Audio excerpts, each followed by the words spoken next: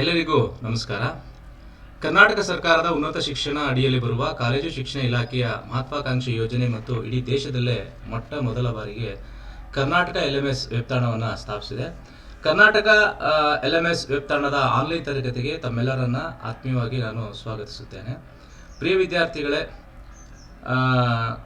ಹಾಸನ, ಮಂಡ್ಯ, ಮೈಸೂರು ಮತ್ತು ಚಾಮರಾಜನಗರ ಜಿಲ್ಲೆಯ ವ್ಯಾಪ್ತಿಯಲ್ಲಿ ಬರ್ತಕ್ಕಂತಹ ದ್ವಿತೀಯ BSc 4ನೇ ಚತುರ್ಮಾಸವನ್ನು ಓದ್ತಕ್ಕ ವಿದ್ಯಾರ್ಥಿಗಳಿಗೆ ಇದು ಕನ್ನಡ ಭಾಷಾ ಪಠ್ಯ.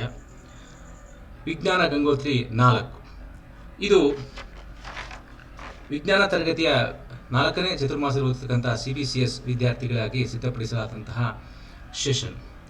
ಪ್ರಿಯ ವಿದ್ಯಾರ್ಥಿಗಳೇ, ಪ್ರೋಗ್ರಾಮ್ BSc, ಸಬ್ಜೆಕ್ಟು ಕನ್ನಡ ಭಾಷೆ, ಸೆಮಿಸ್ಟರ್ 4, ಈ ಸೆಷನ್ 2.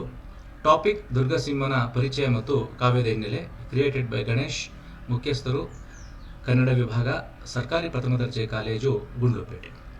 ಪ್ರಿಯ ವಿದ್ಯಾರ್ಥಿಗಳೇ, ಕಳೆದ ಒಂದು ಸೆಷನ್ನಲ್ಲಿ ತಾವು ಹಳೆಗನ್ನಡ ಸಾಹಿತ್ಯ ಬೆಳೆದು ಬಂದ ಬಗೆ ಹೇಗೆ, ಅದರ ಪ್ರಾಚೀನತೆ ಹೇಗೆ, ಮತ್ತು ವಿವಿಧ ವಿದ್ವಾಂಸರು ಕನ್ನಡದ ಸಾಹಿತ್ಯದ ಪ್ರಾಚೀನತೆಯನ್ನು ಸಂಶೋಧಿಸುವ ನಿಟ್ಟಿನಲ್ಲಿ ಕ್ರಿಸ್ತಪೂರ್ವದವರೆಗೂ ಕೂಡ ಸಾಹಿತ್ಯವನ್ನು ಎಳೆದುಕೊಂಡು ಹೋಗಿರ್ತಕ್ಕಂಥದ್ದನ್ನು ತಾವು ತಿಳ್ಕೊಂಡಿದ್ದೀರಾ.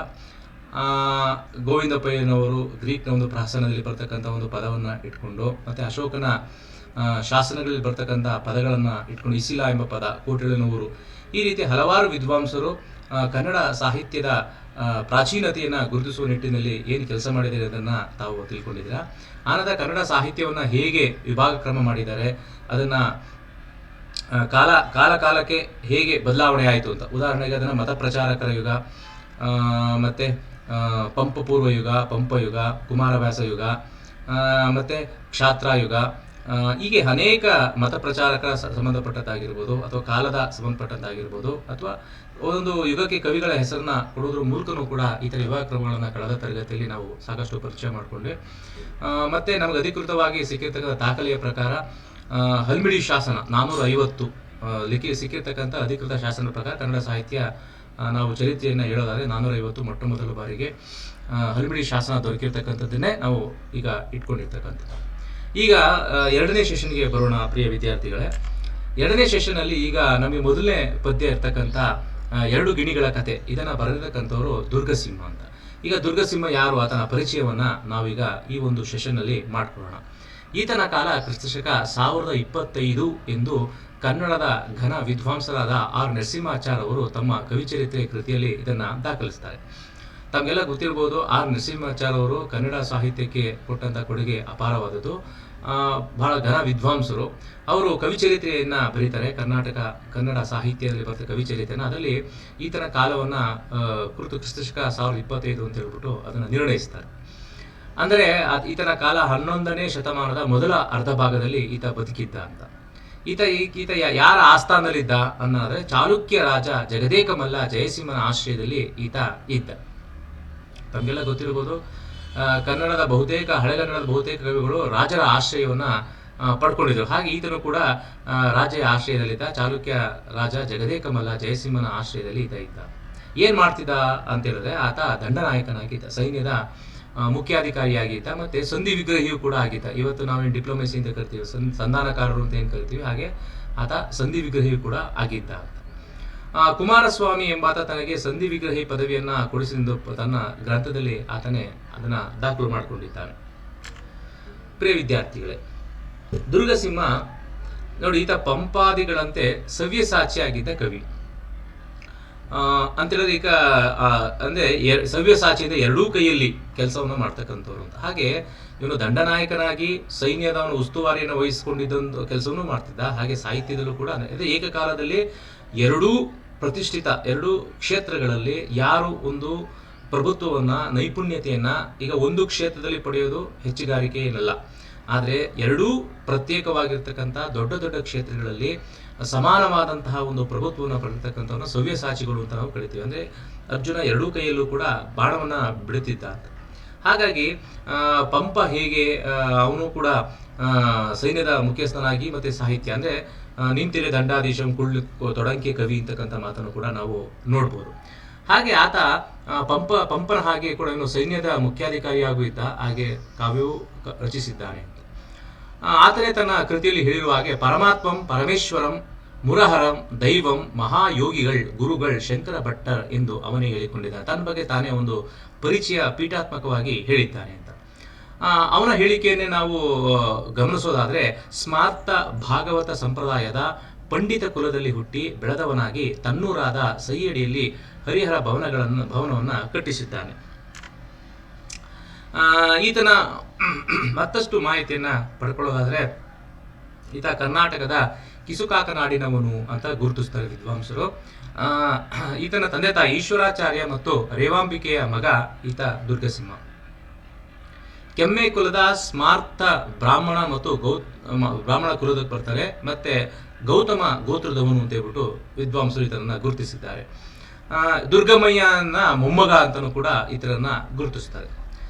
ಈತರ ಗುರು ಮಹಾಯೋಗಿ ಶಂಕರ ಭಟ್ಟ. ನೀವು ಕಳೆದ ಸ್ಲೈಡಲ್ಲೇ ತಾವು ನೋಡಿದ್ರಿ, ಪರಮಾತ್ಮಂ ಪರಮೇಶ್ವರಂ ಮುರಹರಂ ದೈವಂ ಮಹಾಯೋಗಿಗಳ್ ಗುರುಗಳ್ ಶಂಕರ ಭಟ್ಟರ್ ಅಂತ ತನ್ನ ಗುರುವಿನ ಬಗ್ಗೆ ಅತ್ಯಂತ ಹೆಮ್ಮೆಯಿಂದ ಹೇಳ್ಕೊಂಡಿದ್ದಾನೆ. ಹಾಗಾಗಿ ಈತನ ಗುರು ಮಹಾಯೋಗಿ. ಸಂಕ್ಷಿಪ್ತವಾಗಿ ಹೇಳೋದಾದ್ರೆ, ಈತ ಕರ್ನಾಟಕದ ಕಾಕನಾಡಿನವನು, ತಂದೆ ಈಶ್ವರಾಚಾರ್ಯ, ತಾಯಿ ರೇವಾಂಬಿಕಾ. ಈತ ಕೆಮ್ಮೆ ಕುಲದ ಸ್ಮಾರ್ತ ಬ್ರಾಹ್ಮಣ, ಮತ್ತೆ ಗೌತಮ ಗೋತ್ರಕ್ಕೆ ಈತ ಬರ್ತಾನೆ. ದುರ್ಗಮಯ್ಯ ತನ್ನ ಮೊಮ್ಮಗ, ಹಾಗೂ ಈತನ ಗುರು ಮಹಾಯೋಗಿ ಶಂಕರ ಭಟ್ಟ.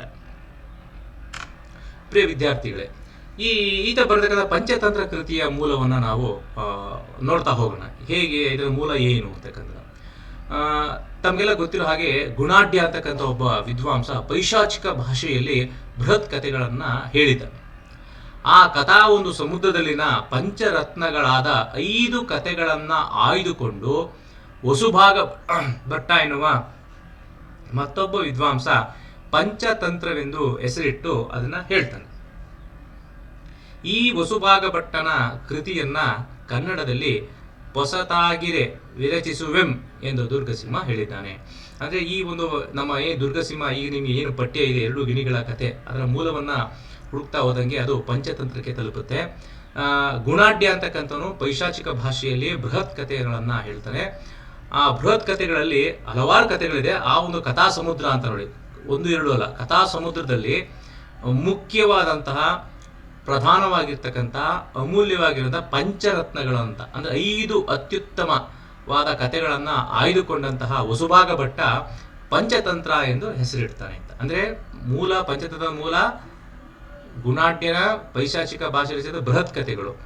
ಆ ಒಂದು ಕಥಾ ಸಮುದ್ರದಲ್ಲಿ ಪಂಚರತ್ನಗಳನ್ನ 5 ಅಮೂಲ್ಯವಾದಂತಹ ಕಥೆಗಳನ್ನ ಆಯ್ದು ವಸುಭಾಗ ಭಟ್ಟ ಅಂತ ಏನ್ ಮಾಡ್ತಾನೆ, ಆ 5 ಕಥೆಗಳನ್ನ ಆಯ್ದು ಅದನ್ನ ಬರೀತಾನೆ. ಅದಕ್ಕೆ ಪಂಚತಂತ್ರ ಅಂತ ಹೆಸರಿಡ್ತಾನೆ.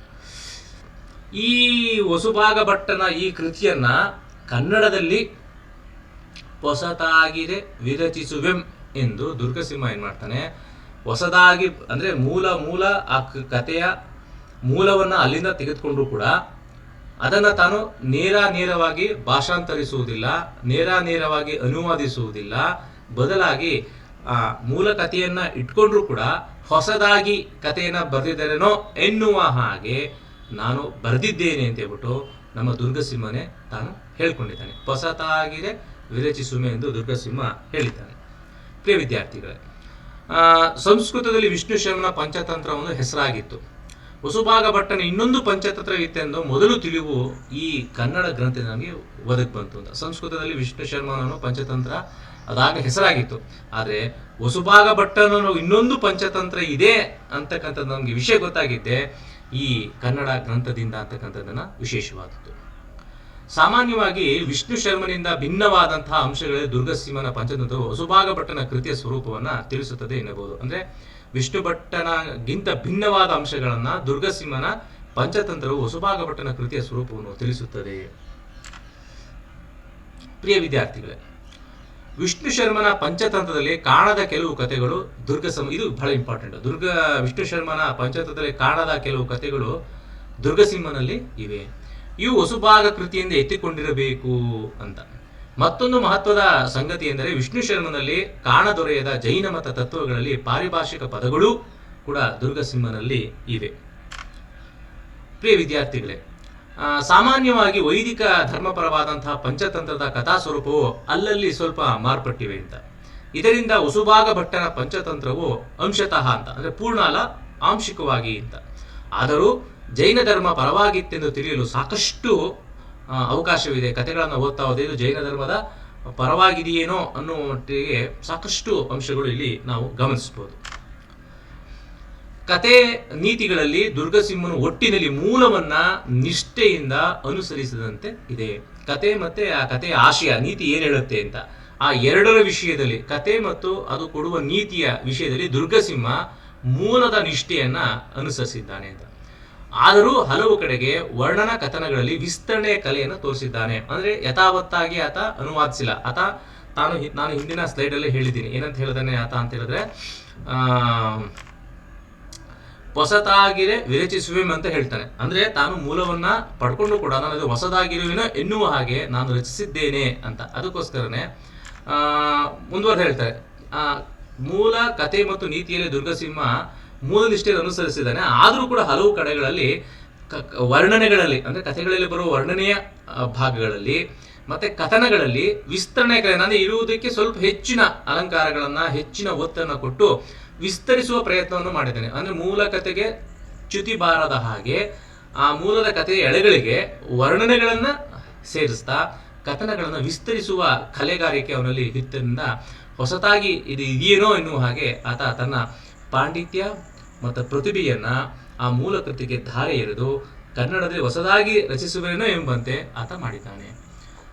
ಪ್ರೌಢ ಚೆಂಪು ಕಾವ್ಯದ ರೀತಿಯಲ್ಲಿ ವರ್ಣನಾತ್ಮಕ ಗದ್ಯ ಪದ್ಯಗಳನ್ನು ಸ್ವಂತವಾಗಿ ರಚಿಸಿದ್ದಾನೆ. ಅಂದ್ರೆ ನಿಮ್ಗೆಲ್ಲ ಗೊತ್ತಿರೋ ಹಾಗೆ ಹಳೆಗನ್ನಡ ಕಾವ್ಯದಲ್ಲಿ ಚೆಂಪು ಅಂತ ಹೇಳಿದ್ರೆ ಗದ್ಯ ಪದ್ಯ ಮಿಶ್ರಿತವಾದಂತಹ ಒಂದು ಬರವಣಿಗೆ. ಪ್ರೌಢ ಚೆಂಪು ಕಾವ್ಯದ ರೀತಿಯಲ್ಲಿ ವರ್ಣನಾತ್ಮಕವಾಗಿ ಗದ್ಯ ಮತ್ತೆ ಪದ್ಯಗಳಲ್ಲಿ ಸ್ವಂತ ರಚಿಸಿದ, ಅಂದ್ರೆ ಅತ್ಯಂತ ಮುಖ್ಯವಾದ ಭಾಗಗಳನ್ನ ಪದ್ಯದಲ್ಲಿ ಹೇಳ್ತಕ್ಕಂಥದ್ದು, ಅಂದ್ರೆ ಸಾಧಾರಣವಾಗಿ ಕಂದ ಪದ್ಯದಲ್ಲಿ ಹೇಳ್ತಕ್ಕಂಥದ್ದು, ಉಳಿದಂತಹ ವಿವರಗಳನ್ನ ಗದ್ಯದಲ್ಲಿ ಹೇಳ್ತಕ್ಕಂಥದ್ದು. ಇದು ಚಂಪುವಿನ ಒಂದು ಶೈಲಿ. ಅಂದ್ರೆ ಕಥೆಯ ಅತ್ಯಂತ ಮುಖ್ಯವಾದ ಭಾಗಗಳನ್ನ ಕಂದ ಪದ್ಯಗಳಲ್ಲಿ ಹೇಳ್ತಕ್ಕಂಥದ್ದು, ಮತ್ತೆ ಉಳಿದ ವಿಷಯಗಳನ್ನ ಗದ್ಯದಲ್ಲಿ ಬರೆಯತಕ್ಕಂಥದ್ದು. ಗದ್ಯ ಮತ್ತೆ ಪದ್ಯ ಮಿಶ್ರಿತವಾಗಿ ಸ್ವಂತವಾಗಿ ಈತ ರಚಿಸಿದ್ದಾನೆ. ಪ್ರೌಢ ಚೆಂಪು ಕಾವ್ಯದ ರೀತಿಯಲ್ಲೇ ಆತ ರಚಿಸಿದ್ದಾನೆ. ಇದು ಬಹಳ ಮುಖ್ಯವಾದದ್ದು. ಪಂಪರನ್ನ ಎಲ್ಲರೂ ಕೂಡ ಚಂಪು ಕಾವ್ಯದಲ್ಲಿ ಬರೆಯತಕ್ಕಂಥದ್ದು ತಮಗೀಗಾಗಲೇ ಗೊತ್ತಿದೆ. ಇಂಥದ್ದಲ್ಲಿ ಆತನ ಪ್ರೌಢ ಕವಿತ್ವ, ಚಿತ್ರಕವಿತ್ವ, ಚಿತ್ತಶಕ್ತಿಗಳು ತೋರುತ್ತವೆ. ಅಂದ್ರೆ ಆತನಿರ್ತಕ್ಕಂಥ ಪ್ರೌಢ, ಈ ಚಂಪು ಕಾವ್ಯ ಬರೀಬೇಕು ಅಂತ ಸಾಧಾರಣ ಅಲ್ಲ, ಅದು ಅವರಲ್ಲಿ ಇರಬೇಕಾದಂಥ ಒಂದು ಶಕ್ತಿ, ಸಾಮರ್ಥ್ಯ, ಅದು ಪ್ರೌಢ ಕವಿತ್ವವನ್ನು ನಾವು ಇಲ್ಲಿ, ಅಂದ್ರೆ ಆತ ಸ್ವಂತ ರಚನೆ ಮಾಡಿಲ್ಲದೆ ಇರ್ಬೋದು, ಅಂದ್ರೆ ಮೂಲದಿಂದ ಮೂಲದ ಕೃತಿಗೆ ನಿಷ್ಠನಾಗಿದ್ದು ಕೂಡ ತನ್ನ ಕೌಶಲ್ಯವನ್ನ ಅಲ್ಲಿ ತೋರಿಸೋದ್ರ ಮೂಲಕ ಪ್ರೌಢ ಕವಿತ್ವ ಮತ್ತೆ ಚಿತ್ರಕವಿತ್ವ ಮತ್ತೆ ಚಿತ್ತಶಕ್ತಿಗಳು, ಅಂದ್ರೆ ಆ ಒಂದು ಕಥೆಗಳಲ್ಲಿ ಬರ್ತಕ್ಕಂಥ ಪಾತ್ರಗಳು ಜೀವಂತವಾಗಿ ಮಾತನಾಡ್ತೀವೇನೋ ಬಂದಿವೇನೋ ಅನ್ನುವ ಮಟ್ಟಿಗೆ ಆ ಚಿತ್ತಶಕ್ತಿಗಳು ಅಂದ್ರೆ ಮನಸ್ಸಿನಲ್ಲಿ ತೋರುವಂತೆ, ನಾಟುವಂತೆ ಆತ ಮಾಡಿದ. ಅಂದರೆ ಅವನ ಪ್ರೌಢ ಕವಿತ್ವವನ್ನು ಮೆಚ್ಚಬೇಕು, ಚಿತ್ರಕವಿತ್ವವನ್ನು ಮೆಚ್ಚಬೇಕು, ಚಿತ್ತಶಕ್ತಿಗಳು ಅವನಲ್ಲಿ ತೋರ್ತವೆ. ಪ್ರಿಯ ವಿದ್ಯಾರ್ಥಿಗಳೇ, ಒಳ್ಳೆಯ ಅನುವಾದದ ವ್ಯುತ್ಪತ್ತಿ ಪ್ರತಿಭೆಗಳು ದುರ್ಗಸಿಂಹನಲ್ಲಿ ಇವೆಯಾದರೂ, ಅಂದ್ರೆ ಒಳ್ಳೆಯ ಅನುವಾದಕ ಅಂದ್ರೆ ಇರುವುದನ್ನ ಯಥಾವತ್ತಾಗಿ ಮಾಡುವುದು ಅಷ್ಟೇ ಅನುವಾದಕನ ಕೆಲಸ ಅಂತ ಆಗೋದಿಲ್ಲ. ಅದು ವ್ಯುತ್ಪತ್ತಿ ಮತ್ತೆ ಪ್ರತಿಭೆಗಳು ಕೂಡ ದುರ್ಗಸಿಂಹನಲ್ಲಿವೆ. ಅಂದ್ರೆ ಅನುವಾದ ಮಾಡ್ತಾ ಇರೋ ಕೂಡ ಅನುವಾದಕ್ಕೆ ತನ್ನ ಕೌಶಲ್ಯವನ್ನ, ತನ್ನ ಬುದ್ಧಿಮತ್ತೆಯನ್ನ, ತನ್ನ ಒಂದು ಪ್ರೌಢಿಮೆಯನ್ನ ಅದರಲ್ಲಿ ಬೆರೆಸಕ್ಕಂತ ದಾರಿ ಹೋಯ್ತಕ್ಕಂಥ ಶಕ್ತಿ ಇದೆ. 1ನೇ ನಾಗವರ್ಮನ ಶಕ್ತಿ ವಿಶೇಷವಾಗಲಿ ಮೇಲಾದ ಕವಿಯ ಸ್ವತಂತ್ರ ಸ್ಫೂರ್ತಿಯಾಗಿ ಅವನಲ್ಲಿ ಇಲ್ಲವೆನ್ನಬೇಕು. ಅಂದ್ರೆ ತನ್ನ ಮಟ್ಟಿಗೆ ತಾನು ತನ್ನ ಪ್ರತಿಭೆಯನ್ನ ಅಲ್ಲಿ ದಾರಿ ಎರೆದಿದ್ದಾನೆ. ಈ ಪಂಚತಂತ್ರ ಕಾವ್ಯ ರೂಪ ವಿಚಾರಣೀಯವಾಗಿದೆ. ಕೇಳ್ತಕ್ಕಂಥದ್ದು ಮತ್ತೆ ವಿಚಾರ ಮಾಡ್ತಕ್ಕಂಥದ್ದಾಗಿದೆ. ಗದ್ಯ ಪದ್ಯ ಮಿಶ್ರಿತವಾಗಿದ್ದು ಪಂಪಾದಿಗಳ ಪ್ರೌಢ ಚೆಂಪುವಿಗೆ ಹತ್ತಿರವಾಗಿದ್ದರು. ಅವರಷ್ಟೇ ಅಲ್ಲ, ಹತ್ತಿರವಾಗಿದ್ದರು. ಗದ್ಯದ ಹೆಚ್ಚಳ ಹಾಗೂ ಸರಳತೆಗಳಿಂದಲೂ ಅನೇಕ ಕಥೆಗಳನ್ನು ನೀತಿಶಾಸ್ತ್ರ ಪ್ರವಚನಕ್ಕಾಗಿ ವಿಶೇಷ ಕ್ರಮ ಪೂರ್ಣಿಸಿದ್ದರಿಂದಲೂ ಅಂತ ಚಂಪುವಿಗಿಂತ ಇದು ಬೇರೆಯಾಗಿದೆ. ಗದ್ಯ ಮತ್ತೆ ಪದ್ಯಗಳ ಒಂದು ಹಿತಮಿತ ಮಿಶ್ರಣ ಇದ್ರೆ ಅದನ್ನ ಪ್ರೌಢ ಚಂಪು ಅಂತ ನಾವು ಕರಿತೀವಿ. ಇಲ್ಲಿ ಗದ್ಯ ಸ್ವಲ್ಪ ಹೆಚ್ಚಿದೆ ಅಂತ, ಗದ್ಯ ಹೆಚ್ಚಳ ಆಗಿದೆ. ಮತ್ತೆ ಸರಳತೆಗಳಿಂದ ಅನೇಕ ಕಥೆಗಳನ್ನು ನೀತಿಶಾಸ್ತ್ರದ ಪ್ರವಚನಕ್ಕಾಗಿ ವಿಶೇಷ ಕ್ರಮ ಪೂರ್ಣಿಸಿದ್ದರಿಂದಲೂ ಕೂಡ ಅಂತ ಚಂಪುವಿಗಿಂತ ಇದು ಸ್ವಲ್ಪ ಭಿನ್ನವಾಗಿದೆ ಅಂತಕ್ಕಂಥದ್ದು ವಿದ್ವಾಂಸರ ಅಭಿಪ್ರಾಯ. ಈ ಪಶು ಪಕ್ಷಿ ಸಂಬಂಧವಾದ ಸಾಂಕೇತಿಕ ಕಥೆಗಳಿಂದಲೂ ಅದರ ಅಂತರಂಗವು ಭಿನ್ನವಾಗಿದೆ. ಅಂದ್ರೆ ಇಲ್ಲಿ ಪಾತ್ರಗಳು ಇಲ್ಲಿಯ ತನಕ ಕಾವ್ಯಗಳಲ್ಲಿ ಮನುಷ್ಯರು ಮಾತ್ರ ಪಾತ್ರಧಾರಿಗಳಾಗಿರ್ತಿದ್ರು, ರಾಮಾಯಣ ಮಹಾಭಾರತದ ಪಾತ್ರಗಳು. ಆದರೆ ಇದರಲ್ಲಿ ಪಶು ಪಕ್ಷಿಗಳೇ ಪಾತ್ರಗಳಾಗಿ ಪಶು ಪಕ್ಷಿಗಳೇ ಸಂಭಾಷಣೆಗಳನ್ನು ನಡೆಸುವುದರ ಮೂಲಕ ಒಂದು ಅಂತರಂಗದ ಭಿನ್ನವಾಗಿದೆ ಅಂತ. ಅಂದರೆ ಪಂಚತಂತ್ರದ ಮುಖ್ಯ ಆಕರ್ಷಣೆ ಅಥವಾ ಮುಖ್ಯ ಕೇಂದ್ರ ಧಾತು ಅಂತ ಹೇಳಿದ್ರೆ ಅದು ಪ್ರಾಣಿಗಳ ನಡುವೆ ನಡೆಯುವ ಸಂಭಾಷಣೆಗಳು. ಹಾಗೆ ಮೊದಲೇ ಹೇಳಿದಾಗೆ ಪೊಸತಾಗಿರೇ ವಿರೇಚಿಸುವೆಂದು ಗುರುತು ಹೇಳಿದರಲ್ಲಿಯೇ ಪೊಸತು ಇದೇ ಆಗಿರಬೇಕು ಅಂತ ಹೇಳ್ಬಿಟ್ಟು ವಿದ್ವಾಂಸರು ಗುರುತಿಸ್ತಾರೆ. ಪಂಚತಂತ್ರ ತಮ್ಗಾಗ ಚಂಪು ಶೈಲಿ ಇದೆ. ಇದರಲ್ಲಿ 5 ತಂತ್ರಗಳಿವೆ, ಒಂದೊಂದಕ್ಕೂ ಒಂದೊಂದು ಅಧ್ಯಾಯ ಇದೆ. ಯಾವುದು ಅದನ್ನು ನಾವು ಗಮನಿಸೋದಾದ್ರೆ ಮೊದಲನೇದು ಭೇದ ಪ್ರಕರಣ, 2 ಪರೀಕ್ಷಾ ವ್ಯಾವರಣೆ, ವಿಶ್ವಾಸ ಪ್ರಕರಣ, ವಚನ ಪ್ರಕರಣ, ಮಿತ್ರಕಾಯ ವರ್ಣನೆ ಅಂತ ಈ 5 ತಂತ್ರಗಳು ಇವೆ. ಈ ನಮ್ಮ ಯಾವ್ಯಾವ್ದು ಬರ್ತದೆ? ಎತ್ತಿಗೂ ಸಿಂಹಕ್ಕೂ ಉಂಟಾದ ಗೆಳೆತನವನ್ನ ನರಿ ಮುರಿದ ಕತೆ. ನೋಡಿ, ಹಳದನ್ನ ನಾವು ಗಮನಿಸೋದಾದ್ರೆ ಎತ್ತಿಗೂ ಸಿಂಹಕ್ಕೂ ಉಂಟಾದಂತಹ ಗೆಳೆತನವನ್ನ ನರಿ ಮುರಿದಂತಹ ಕತೆ ಇರ್ಬೋದು, ಬ್ರಾಹ್ಮಣನೊಬ್ಬ ಮುಂಗುಸಿಯನ್ನ ಕೊಂದಂತಹ ಕತೆ ಇರ್ಬೋದು, ಕಾಗೆಗಳು ಗೂಬೆಗಳು ಗುಹೆಯನ್ನ ಸುಟ್ಟಂತಹ ಕತೆ ಇರ್ಬೋದು, ಕಪಿ ಮೊಸಳೆಯನ್ನು ವಂಚಿಸಿದಂತಹ ಕತೆ ಇರ್ಬೋದು, ಕಾಗೆ ಆಮೆ ಸಾರಂಗ ಮತ್ತು ಇಲಿಗಳ ಸ್ನೇಹದ ಕಥೆಗಳು ಇರ್ಬೋದು. ಪ್ರಸ್ತುತ ಕತೆ ಮೊದಲನೆಯ ಭೇದ ಪ್ರಕರಣದಲ್ಲಿ 2 ಗಿಳಿಗಳ ಕತೆ ಕಂಡು ಬರುತ್ತದೆ. ನಿಮಗೆ ಇಟ್ಟಿರ್ತಕ್ಕಂಥ ಪಠ್ಯ ಇದೆಯಲ್ಲ, ಅದು ಇದರಲ್ಲಿ ಮೊದಲನೆಯ ಭೇದ ಪ್ರಕರಣ ಅಂತ. ನಾವು ಕಳೆದನೆ ತಮ್ಗೆ ಗೊತ್ತಿರಬಹುದು 5 ತಂತ್ರಗಳಿವೆ ಅಂತ. ಭೇದ ಪ್ರಕರಣ, ಪರೀಕ್ಷಾ ವ್ಯಾವರಣೆ, ವಿಶ್ವಾಸ ಪ್ರಕರಣ, ವಚನ ಪ್ರಕರಣ, ಮಿತ್ರಕಾರಿ ವರ್ಣನೆ. ಇದರಲ್ಲಿ ಮೊದಲನೇದು ಭೇದ ಪ್ರಕರಣಕ್ಕೆ ಉದಾಹರಣೆಯಾಗಿ ಬರ್ತದೆ. ಪ್ರಸ್ತುತ ಕಥೆಯ ಮೊದಲನೆಯ ಭೇದ ಪ್ರಕರಣದಲ್ಲಿ 2 ಗಿಳಿಗಳ ಕತೆ ಕಂಡು ಬರುತ್ತದೆ. ಕಥೆಯ ಆಶಯ ಏನು? ಈ ಕಥೆಯನ್ನ ಏನನ್ನ ಹೇಳೋದಕ್ಕೆ ಹೊರಟಿದೆ ಈ ಕಥೆಗಳು ಅಂತ. ಅಂದ್ರೆ ಕಥೆ ಆಗ್ಲಿ ಕೃತಿ ಆಗ್ಲಿ ಒಂದು ಸಮಾಜಕ್ಕೆ ಒಂದು ಸಂದೇಶವನ್ನ ಕೊಡ್ತಕ್ಕಂಥದ್ದಾಗಿದೆ. ಈ ಕಥೆಯ ಆಶಯ ಏನು? ಏನನ್ನ ಹೇಳೋದಕ್ಕೆ ಈ ಕಥೆ ಪ್ರಯತ್ನ ಪಡ್ತಾ ಇದೆ ಅಂತ. ಪಂಚತಂತ್ರ ನೀತಿ ಕಥೆಗಳ ಗುಂಪಿಗೆ ಗುರುತಿಸುವ ಕೃತಿಯಾಗಿದೆ. ಇಡೀ ಪಂಚತಂತ್ರವೇ, ನಾನು ಕೇವಲ 2 ಗಿಣಿಗಳ ಕಥೆಗೆ ಅಷ್ಟೇ ನಾನು ಹೇಳ್ತಾ ಇಲ್ಲ, ಇಡೀ ಪಂಚತಂತ್ರ ಕಥೆಗಳೇ ನೀತಿ ಕಥೆಗಳ ಗುಂಪಿನಲ್ಲಿ ಗುರುತಿಸುವಂತಹ ಮಹತ್ವದ ನೀತಿಯನ್ನ ಹೇಳ್ತಕ್ಕಂಥದ್ದು.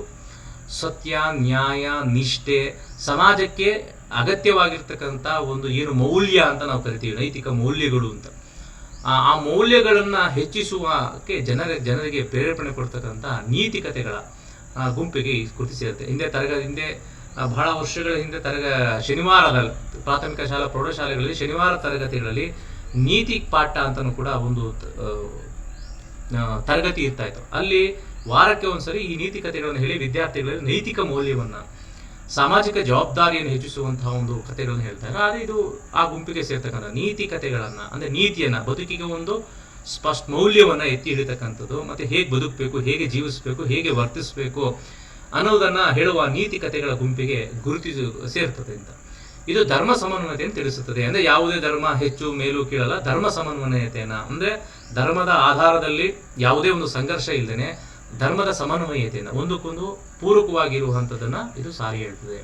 ಧರ್ಮ ವಿಚಾರಗಳಿಗೆ, ನೈತಿಕ ಮೌಲ್ಯಗಳಿಗೆ ಆ ಕಾಲದಲ್ಲಿ ಇದ್ದಂತಹ ಮಾನ್ಯತೆಯನ್ನ ಇಲ್ಲಿಯ ಕಥೆಗಳು ತಿಳಿಸ್ಕೊಡ್ತವೆ. ಅಂದ್ರೆ ಆ ಕಾಲದಲ್ಲಿ ದುರ್ಗಸಿಂಹ ಬದುಕಿರ್ತಕ್ಕಂತಹ ಕಾಲದಲ್ಲಿ ಧರ್ಮದ ವಿಚಾರಗಳಿಗಾಗಲಿ ನೈತಿಕ ಮೌಲ್ಯಗಳಿಗಾಗಲಿ ಆ ಕಾಲದಲ್ಲಿ ಇದ್ದಂತಹ ಮಾನ್ಯತೆ ಏನಿತ್ತು, ಜನ ಏನನ್ನ ಮಾನ್ಯತೆ ಕೊಟ್ಟರು, ಸಮಾಜ ಹೇಗೆ ಮೌಲ್ಯಗಳಿಗೆ ಆದರ್ಶಗಳಿಗೆ ಹೇಗೆ ಮನ್ನಣೆಯನ್ನು ಕೊಟ್ಟಿದ್ದು ಅಂತಂದ್ರೆ ಈ ಕಥೆಗಳು ನಮಗೆ ತಿಳಿಸ್ಕೊಡ್ತವೆ ಅಂತ. ಮನುಷ್ಯ ಗೌರವ ಸದ್ಭಾವನೆಯನ್ನು ಮೈಗೂಡಿಸಿಕೊಳ್ಳಬೇಕೆಂದು ಈ ಕಥೆಯ ಪ್ರಮುಖ ಆಶಯ. ಒಟ್ಟಾರೆಯಾಗಿ ಇಡೀ ಪಂಚತಂತ್ರದ ಒಂದು ಆತ್ಮ ಅಂದ್ರೆ ಯಾವುದು, ಅಥವಾ ಇಡೀ ಪಂಚತಂತ್ರ ಕಥೆಯನ್ನ ಒಂದು ಸಾಲಿನಲ್ಲಿ ಹೇಳಿ ಅಂತ ಏನಾದ್ರು ನೀವು ಕೇಳೋದಾದ್ರೆ ಅದು ಇಷ್ಟೇ: ಮನುಷ್ಯ ಗೌರವ ಸದ್ಭಾವನೆಯನ್ನ ಮೈಗೂಡಿಸಿಕೊಳ್ಳಬೇಕೆಂಬುದು ಈ ಕಥೆಯ ಪ್ರಮುಖ ಆಶಯವಾಗಿದೆ.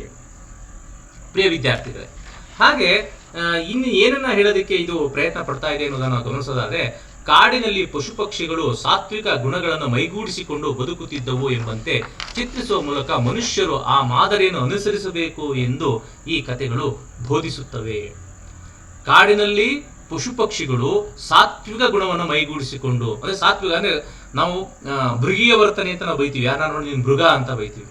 ಆದರೆ ಕಾಡಿನಲ್ಲಿರುವ ಪಶು ಪಕ್ಷಿಗಳು ಸಾತ್ವಿಕ ಗುಣಗಳನ್ನ, ಅಂದ್ರೆ ಎಲ್ಲರೂ ಚೆನ್ನಾಗಿರ್ಬೇಕು, ಎಲ್ಲರೂ ಪರಸ್ಪರ ಸಹಾಯ ಮಾಡಬೇಕು, ಎಲ್ಲರೂ ಸುಖವಾಗಿರ್ಬೇಕು ಅಂತಕ್ಕಂಥ ಒಂದು ಆದರ್ಶ ಗುಣ, ಸಾತ್ವಿಕ ಗುಣವನ್ನು ಮೈಗೂಡಿಸಿಕೊಂಡು ಬದುಕುತ್ತಿದ್ದವು ಎಂಬಂತೆ ಚಿತ್ರಿಸುವ ಮೂಲಕ ಮನುಷ್ಯನೂ ಕೂಡ ಆ ಮಾದರಿಯನ್ನ ಅನುಸರಿಸಬೇಕು ಅನ್ನೋದು ಈ ಕಥೆಗಳು ಬೋಧಿಸಿದೆ. ಒಟ್ಟಾರೆ ಕಥೆಯ ಆಶಯ ಕಾಡಿನಲ್ಲಿ ಪಶು ಪಕ್ಷಿಗಳು ಸಾತ್ವಿಕ ಗುಣಗಳನ್ನು ಮೈಗೂಡಿಸಿಕೊಂಡು ಬದುಕುತ್ತಿದ್ದವು ಎಂಬಂತೆ ಚಿತ್ರಿಸುವ ಮೂಲಕ ಮನುಷ್ಯರು ಆ ಮಾದರಿಯನ್ನ ಅನುಸರಿಸಬೇಕು ಎಂದು ಈ ಕಥೆಗಳು ಬೋಧಿಸುತ್ತವೆ. ಇದು ಕಥೆಯ ಆಶಯ. ಈಗ ನಾವು ಮತ್ತೆ ಪುನರ್ಮನನ ಮಾಡೋಣ. ಅಂದ್ರೆ ಈ ಒಂದು ಸೆಷನ್ ನಲ್ಲಿ ನಾವು ಏನನ್ನ ತಿಳಿದುಕೊಂಡೋ ಅನ್ನೋದ್ರ ಬಗ್ಗೆ ನಾವು ಒಂದು ಪಕ್ಷಿ ನೋಟವನ್ನ ಮಾಡೋಣ. ಪ್ರಿಯ ವಿದ್ಯಾರ್ಥಿಗಳೇ, ದುರ್ಗಸಿಂಹನ ಬಗ್ಗೆ ನಾವು ಪರಿಚಯ ಮಾಡಿಕೊಂಡ್ರು. ಆತ ಯಾರು, ಆತ ಮತ್ತೆ ನಾವು ಪುನರ್ಮನ ತರಗತಿಗಳಿಗೆ ಮತ್ತೆ ಸ್ಲೈಡ್ಗೆ ಹೋಗೋದಾದ್ರೆ ನಾವು ಆತನ ಕಾಲ 1025 ಎಂದು ಕನ್ನಡ ಘನವಿದ್ವಾಂಸ ನರಸಿಂಹ ಕವಿ ಚರಿತ್ರೆಯಲ್ಲಿ ಕೃತಿಯನ್ನು ದಾಖಲಿಸಿದ್ದಾರೆ. ಅಂದ್ರೆ 11ನೇ ಶತಮಾನದ ಮೊದಲ ಭಾಗದಲ್ಲಿ ಈತ ಬರ್ತಾನೆ. ಚಾಲುಕ್ಯ ರಾಜ ಜಗದೇಕ ಮಲ್ಲನ ಜಯಸಿಂಹನ ಆಶ್ರಯದಲ್ಲಿ ಈತ ಇರ್ತಾನೆ. ಈತ ದಂಡನಾಯಕ ಮತ್ತೆ ಸಂಧಿ ವಿಗ್ರಹ ಕೂಡ ಇರ್ತಾನೆ. ಕುಮಾರಸ್ವಾಮಿ ಎಂಬ ತನಗೆ ಸಂಧಿ ವಿಗ್ರಹ ಪದವಿಯನ್ನು ಕೊಟ್ಟ ಅಂತ ತನ್ನ ಗ್ರಂಥದಲ್ಲಿ ಈತ ಹೇಳ್ತಾನೆ. ಹಾಗೆ ಈತ ಪಂಪಾದಿಗಳಂತೆ ಸವ್ಯಸಾಚಿಯಾಗಿದ್ದಂಥ ಕವಿ. ಪರಮಾತ್ಮಂ ಪರಮೇಶ್ವರಂ ಮುರಹರಂ ದೈವಂ ಮಹಾಯುಗಳು ಗುರುಗಳು ಶಂಕರ ಭಟ್ಟರೆಂದು ಅವನೇ ಹೇಳಿಕೊಂಡಂತಿದೆ. ಸ್ಮಾರ್ತ ಭಾಗವತ ಸಂಪ್ರದಾಯದ ಪಂಡಿತ ಕುಲದಲ್ಲಿ ಹುಟ್ಟಿ ಬೆಳೆದವನಾಗಿ ತನ್ನೂರಾದ ಸೈಡಲಿ ಹರಿಹರ ಭವನವನ್ನು ಕಟ್ಟಿಸಿದನು ಅನ್ನೋದನ್ನು ನಾವು ಗಮನಿಸಿದ್ದೀವಿ. ಹಾಗೆ ಕರ್ನಾಟಕದ ಕಿಸುನ್ ಕಾಕನಾಡಿನವನು ಈಶ್ವರಾಚಾರ್ಯ ಹಾಗೂ ರೇವಾಂಬಿಕೆಯ ಮಗ ದುರ್ಗಸಿಂಹ. ಕೆಮ್ಮೆ ಕುಲದ ಸ್ಮಾರ್ತ ಬ್ರಾಹ್ಮಣ ಮತ್ತು ಗೌತಮ ಗೋತ್ರದವನು. ದುರ್ಗಮಯ್ಯನ ಮೊಮ್ಮಗ. ಈತನ ಗುರು ಮಹಾಯೋಗಿ ಶಂಕರ ಭಟ್ಟ. ಪಂಚತಂತ್ರದ ಮೂಲದ ಬಗ್ಗೆ ನಾವು ತಿಳ್ಕೊಂಡಿದ್ದೀವಿ. ಗುಣಾಢ್ಯನ ಪೈಶಾಚಿಕ ಭಾಷೆಯಲ್ಲಿ ಬೃಹತ್ ಕಥೆಗಳನ್ನ ಹೇಳುತ್ತಾನೆ. ಆ ಕಥಾ ಸಮುದ್ರದಲ್ಲಿನ ಪಂಚರತ್ನಗಳಾದ 5 ಕಥೆಗಳನ್ನು ಆಯ್ದುಕೊಂಡು ಹೊಸಭಾಗ ಭಟ್ಟನು ಪಂಚತಂತ್ರವೆಂದು ಹೆಸರಿಟ್ಟದನ್ನ ಹೇಳಿದ್ದಾನೆ. ಈ ಹೊಸಭಾಗ ಭಟ್ಟನ ಕೃತಿಯನ್ನ ಕನ್ನಡದಲ್ಲಿ ಹೊಸತಾಗಿಯೇ ವಿರಚಿಸುವೆಂದು ದುರ್ಗಸಿಂಹನು ಹೇಳಿರ್ತಕ್ಕಂಥ ಹೊಸದಾಗಿ ರಚಿಸ್ತಾ ಇದ್ದೇನೆ, ಇನ್ನೂ ಹಾಗೆ ನಾನು ಬರೆದಿದ್ದೇನೆ ಅಂತ. ಸಂಸ್ಕೃತದಲ್ಲಿ ವಿಷ್ಣು ಶರ್ಮನ ಪಂಚತಂತ್ರ ಒಂದು ಹೆಸರಾಗಿದೆ. ಹೊಸಭಾಗ ಭಟ್ಟನ ಇನ್ನೊಂದು ಪಂಚತಂತ್ರ ವಿತ್ತೊಂದು ಮೊದಲು ತಿಳಿವು ಈ ಗ್ರಂಥದ ಮೂಲಕ ನಮಗೆ ತಿಳಿಯುತ್ತದೆ. ಸಾಮಾನ್ಯವಾಗಿ ವಿಷ್ಣು ಶರ್ಮನಿಂದ ಭಿನ್ನವಾದಂತಹ ಅಂಶಗಳಲ್ಲಿ ದುರ್ಗಸಿಂಹನ ಪಂಚತಂತ್ರವು ಹೊಸಭಾಗ ಭಟ್ಟನ ಕೃತಿಯ ಸ್ವರೂಪವನ್ನ ತಿಳಿಸುತ್ತವೆ ಅಂತ ಹೇಳ್ಬೋದು. ಹಾಗೆ ವಿಷ್ಣು ಶರ್ಮನ ಪಂಚತಂತ್ರದಲ್ಲಿ ಕಾಣದ ಕೆಲವು ಕಥೆಗಳು ದುರ್ಗಸಿಂಹನಲ್ಲಿ ಇವೆ. ಇವು ಹೊಸಭಾಗ ಕೃತಿಯಿಂದ ಎತ್ತುಕೊಂಡಿರಬೇಕು. ಮತ್ತೊಂದು ಮಹತ್ವದ ಸಂಗತಿ ಎಂದರೆ ವಿಷ್ಣು ಶರ್ಮನಲ್ಲಿ ಕಾಣದೊರೆಯದಂತಹ ಜೈನ ಧರ್ಮದ ತತ್ವಗಳಲ್ಲಿ ಪಾರಿಭಾಷಿಕ ಪದಗಳು ಕೂಡ ದುರ್ಗಸಿಂಹನಲ್ಲಿ ಇವೆ. ಸಾಮಾನ್ಯವಾಗಿ ವೈದಿಕ ಧರ್ಮ ಪರವಾದಂತಹ ಪಂಚತಂತ್ರದ ಕಥಾ ಸ್ವರೂಪವು ಅಲ್ಲಲ್ಲಿ ಮಾರ್ಪಾಟಾಗಿದೆ. ಇದರಿಂದ ಹೊಸಭಾಗ ಭಟ್ಟನ ಪಂಚತಂತ್ರವು ಅಂಶತಃ ಆಗಿದೆ. ಆದರೂ ಜೈನ ಧರ್ಮ ಪರವಾಗಿ ತಿಳಿಸಲು ಸಾಕಷ್ಟು ಅವಕಾಶಗಳು ಇವೆ. ಕಥೆ ನೀತಿಗಳಲ್ಲಿ ದುರ್ಗಸಿಂಹನು ಒಟ್ಟಿನ ಮೂಲವನ್ನ ನಿಷ್ಠೆಯಿಂದ ಅನುಸರಿಸಿದಂತೆ ಇದೆ. ಆದರೂ ಹಲವು ಕಡೆಗೆ ವರ್ಣನ ಕಥನಗಳಲ್ಲಿ ವಿಸ್ತರಣೆಯ ಕಲೆಯನ್ನ ತೋರಿಸಿದ್ದಾನೆ. ಪ್ರೌಢ ಚೆಂಪು ಕಾವ್ಯದ ರೀತಿಯಲ್ಲಿ ವರ್ಣನಾತ್ಮಕ ಗದ್ಯ ಪದ್ಯಗಳನ್ನ ಸ್ವಂತವಾಗಿ ಈತ ರಚಿಸಿದ್ದಾನೆ. ಇಂಥಲ್ಲಿ ಅವನ ಪ್ರೌಢ ಕವಿತ್ವ, ಚಿತ್ರಕವಿತ್ವ, ಚಿತ್ರಶಕ್ತಿಗಳು ತೋರುತ್ತವೆ ಅಂತ. ಒಳ್ಳೆಯ ಅನುವಾದನ ವ್ಯುತ್ಪತ್ತಿ ಪ್ರತಿಭೆಗಳು ದುರ್ಗಸಿಂಹನಲ್ಲಿ ಇವೆಯಾದರೂ 1ನೇ ನಾಗವರ್ಮನ ಶಕ್ತಿ ವಿಶೇಷವಾಗಲಿ ಮೇಲಾದ ಕವಿಯ ಸ್ವತಂತ್ರ ಸ್ಫೂರ್ತಿಯಾಗಲಿ ಅವನಲ್ಲಿ ಇಲ್ಲವೆನ್ನಬೇಕು ಅಂತ ವಿದ್ವಾಂಸರು ಅಭಿಪ್ರಾಯವನ್ನ ಪಡ್ತಾರೆ. ಈ ಪಂಚತಂತ್ರದ ಕಾವ್ಯರೂಪ ವಿಚಾರಣೀಯವಾಗಿದೆ. ಗದ್ಯ ಪದ್ಯ ಮಿಶ್ರಿತವಾಗಿದ್ದು ಪಂಪಾದಿಗಳ ಪ್ರೌಢ ಚಂಪುವಿಗೆ ಹತ್ತಿರವಾಗಿದ್ದರೂ ಗದ್ಯದ ಹೆಚ್ಚಳ ಹಾಗೂ ಸರಳತೆಗಳಿಂದಲೂ ಅನೇಕ ಕಥೆಗಳನ್ನ ನೀತಿಶಾಸ್ತ್ರ ಪ್ರವಚನಕ್ಕಾಗಿ ವಿಶೇಷ ಕ್ರಮ ಪೋಣಿಸಿದ್ದರಿಂದಲೂ ಅಂತ ಚಂಪುವಿಗಿಂತ ಇದು ಬೇರೆಯಾಗಿದೆ. ಪಶು ಪಕ್ಷಿ ಸಂಬಂಧವಾದಂತಹ ಸಾಂಕೇತಿಕ ಕಥೆಗಳಿಂದಲೂ ಅದರ ಅಂತರಂಗ ಭಿನ್ನವಾಗಿರುವುದನ್ನು ನಾವು ಗಮನಿಸಿದ್ದೀವಿ. ಹೊಸತಾಗಿ ವಿರಚಿಸುವೆಂ ಎಂದು ದುರ್ಗಸಿಂಹನು ಹೇಳಿದ್ದಲ್ಲಿಯ ಹೊಸತು ಇದೇ ಆಗಿರಬೇಕು. ಹಾಗೆ ಪಂಚತಂತ್ರ ಚಂಪುವಿನಲ್ಲಿದೆ. ಇದರಲ್ಲಿ 5 ತಂತ್ರಗಳಿವೆ. ಒಂದೊಂದು ಅಧ್ಯಾಯವನ್ನ ಮಾಡಿಕೊಂಡಿದ್ದಾರೆ. ಅದರಲ್ಲಿ ಮೊದಲು ಭೇದ ಪ್ರಕರಣ, ಪರೀಕ್ಷಾ ವ್ಯಾವರ್ಣನೆ, ವಿಶ್ವಾಸ ಪ್ರಕರಣ, ವಚನ ಪ್ರಕರಣ, ಮಿತ್ರಕಾರ್ಯ ವರ್ಣನೆ ಅಂತ 5 ವಿಭಾಗ ಅಧ್ಯಾಯಗಳನ್ನ ಮಾಡ್ಕೊಂಡಿದ್ದಾನೆ. ಏನೇನು ಬರ್ತವೆ? ಎತ್ತಿಗೂ ಸಿಂಹಕ್ಕೂ ಉಂಟಾದ ಗೆಳೆತನವನ್ನ ನರಿ ಮುರಿದ ಕಥೆ ಇದೆ. ಇದರಲ್ಲಿ ಬ್ರಾಹ್ಮಣನೊಬ್ಬ ಮುಂಗುಸಿಯನ್ನ ಕೊಂದಂತಹ ಕಥೆ ಇದೆ. ಕಾಗೆಗಳು ಗೂಬೆಗಳು ಗುಹೆಯನ್ನ ಸುಟ್ಟಂತಹ ಕಥೆಗಳಿವೆ. ಕಪಿ ಮೊಸಳೆಯನ್ನ ವಂಚಿಸಿದಂತಹ ಕಥೆ ಇದೆ. ಕಾಗೆ, ಆಮೆ, ಸಾರಂಗ ಮತ್ತು ಇಲಿಗಳ ಸ್ನೇಹದ ಕಥೆಗಳು ಇಲ್ಲಿವೆ. ಪ್ರಸ್ತುತ ಕಥೆ ಮೊದಲನೆಯ ಭೇದ ಪ್ರಕರಣದಲ್ಲಿ 2 ಗಿಳಿಗಳ ಕಥೆ ಕಂಡುಬರುವುದನ್ನು ನಾವು ಗಮನಿಸಬಹುದು. ಪಂಚತಂತ್ರ ನೀತಿಕತೆಗಳ ಗುಂಪಿನಲ್ಲಿ ಗುರುತಿಸುವಂತಹ ಒಂದು ಪ್ರಮುಖವಾದಂತಹ ಒಂದು ಕೃತಿಯಾಗಿದೆ. ಇದು ಧರ್ಮ ಸಮನ್ವತೆಯನ್ನ ತಿಳಿಸಿಕೊಡ್ತದೆ. ಧರ್ಮ ವಿಚಾರಗಳಿಗೆ, ನೈತಿಕ ಮೌಲ್ಯಗಳಿಗೆ ಆ ಕಾಲದಲ್ಲಿ ಇದ್ದಂತಹ ಮಾನ್ಯತೆಯನ್ನ ಇಲ್ಲಿಯ ಕಥೆಗಳು ತಿಳಿಸಿಕೊಡ್ತವೆ. ಮನುಷ್ಯ ಗೌರವ, ಸದ್ಭಾವನೆಯನ್ನ ಮೈಗೂಡಿಸಿಕೊಳ್ಳಬೇಕೆಂಬುದು ಈ ಕಥೆಯ ಪ್ರಮುಖ ಒಂದು ಆಶಯವಾಗಿದೆ. ಕಾಡಿನಲ್ಲಿ ಪಶು ಪಕ್ಷಿಗಳು ಸಾತ್ವಿಕ ಗುಣವನ್ನು ಮೈಗೂಡಿಸಿಕೊಂಡು ಬದುಕುತ್ತಿದ್ದವು ಎಂಬಂತೆ ಚಿತ್ರಿಸುವ ಮೂಲಕ ಮನುಷ್ಯರು ಆ ಮಾದರಿಯನ್ನ ಅನುಸರಿಸಬೇಕು ಎಂಬುದು ಈ ಕಥೆ ನಮಗೆ ಬೋಧಿಸುತ್ತದೆ ಅಂತ. ಪುನರ್ಮಾನದಲ್ಲಿ ನಾವು ನೋಡೋದಾದ್ರೆ ದುರ್ಗಸಿಂಹ ಬಗ್ಗೆ ನಾವೀಗ ಪರಿಚಯ ಮಾಡ್ಕೊಂಡಿದೀವಿ, 2 ಬಾರಿನೇ ಮಾಡ್ಕೊಂಡಿದೀವಿ. ಪಂಚತಂತ್ರ ಕಥೆಯ ಹಿನ್ನೆಲೆಯನ್ನು ನಾವು ಅರ್ಥಕೊಂಡ್ವಿ, ಕಥಾ ಹಿನ್ನೆಲೆನ ತಿಳ್ಕೊಂಡ್ವಿ, ಕಥೆಯ ವಸ್ತುವನ್ನ ನಾವು ತಿಳ್ಕೊಂಡ್ವಿ, ಮತ್ತೆ ಕಥೆ ಏನನ್ನ ಹೇಳುತ್ತೆ, ಆಶಯ ಏನು ಅನ್ನೋದನ್ನು ಕೂಡ ತಿಳ್ಕೊಂಡ್ವಿ. ಪ್ರಿಯ ವಿದ್ಯಾರ್ಥಿಗಳೇ, ಮುಂದಿನ ಒಂದು 3ನೆಯ ಸೆಷನ್ ಅಲ್ಲಿ ನಾವು ನೇರವಾಗಿ ಪದ್ಯ ಪ್ರವೇಶವನ್ನು ಮಾಡೋಣ. ಹಾಗಾಗಿ ಇಲ್ಲಿಯವರೆಗೆ ಅತ್ಯಂತ ತಾಳ್ಮೆಯಿಂದ ಆಲಿಸಿದಂಥ ನನ್ನೆಲ್ಲ ಪ್ರೀತಿಯ ವಿದ್ಯಾರ್ಥಿಗಳಿಗೆ ಅನಂತ ಧನ್ಯವಾದಗಳನ್ನು ಅರ್ಪಿಸ್ತೇನೆ. ನೀವು ಮುಂದಿನ ಒಂದು ಸೆಷನ್ 3ರಲ್ಲಿ ನೇರವಾಗಿ 2 ಗಿಳಿಗಳ ಕಥೆಯ ಪದ್ಯವನ್ನು ಪ್ರವೇಶ ಮಾಡೋಣ. ಅಲ್ಲಿಯವರೆಗೆ ತಮಗೆಲ್ಲರಿಗೂ ಕೂಡ ಧನ್ಯವಾದಗಳು.